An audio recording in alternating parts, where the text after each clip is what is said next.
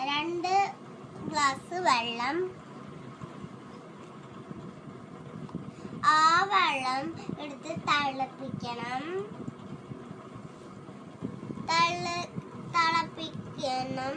അപ്പൊ ഈ പൊടി അതിൻ്റെ ഉള്ളിൽ ഇടണം.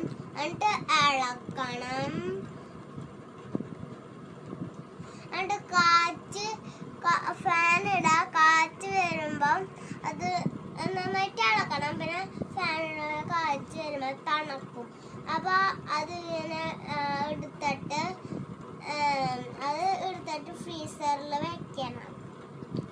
അപ്പം എന്നിട്ട് ഫ്രീസറിൽ വെച്ചിട്ട് നന്നായി പിടിക്കുക. എന്നിട്ട് അതിങ്ങനെ മുറിക്കുക.